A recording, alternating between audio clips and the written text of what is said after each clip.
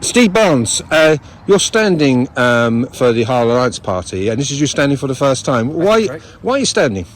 I got involved a few years ago, was very impressed with the work that they were doing in relation to green land in the council area and stopping the council building on some of that green land, particularly down by Fennels and at the back of the parks, where they wanted to roughshod over all the residents and weren't looking at all the covenants on the land and also all the the land uses, for example. And so then along came Sherrod's house.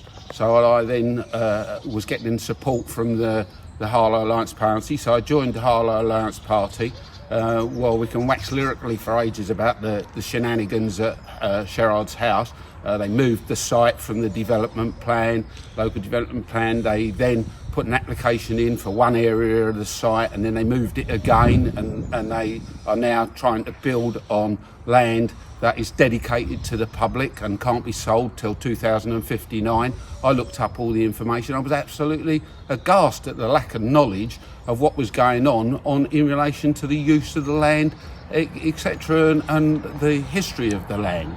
So I then started getting actively involved in Sherrod's house, and from then on it was just a downward spiral of they're not taking any notice of the residents whatsoever. Because we often say that people think planning issues are the most boring thing in the world until it's your street. And do you think Sherrod's house is an example of people, this could happen, you could be involved in circumstances such as this in any street in Harlow? Certainly, very much so. So that's why I've done a lot of work in recent months and the last years or so, trying to get the people in relation to Willowfield, Kingsland, and between Old Orchard and Abbotswold, get them engaged in making an application for a community right to bid so that we can stop this sort of thing going on and stop the land being sold off by the council or developers moving in and pushing to get development on those green pieces of land.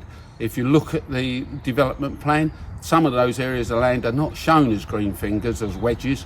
They are just shown as an area of land that they may develop in the future. You've attended a number of council meetings, you've stood up and asked questions, and then a supplementary question. Are you satisfied with the answers you get?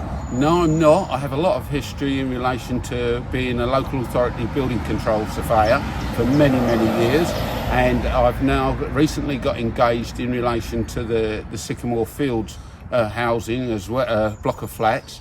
And in essence, they're trying to say that it was built like that, when indeed it wasn't. It was more, and they've, my best description is that they take no notice of the question. Really, the question is around the fact that it's all the repairs and maintenance that have been carried out over the years in relation to this block of flats that's caused the problems, and now they want to demolish it. But you're in here for the fight. You want people to come and vote for you. I want to do well and hopefully get all the local independent Harlow Alliance into the cabinet and the council meeting so that we can make a difference and a change. Steve, thank you very much for your time.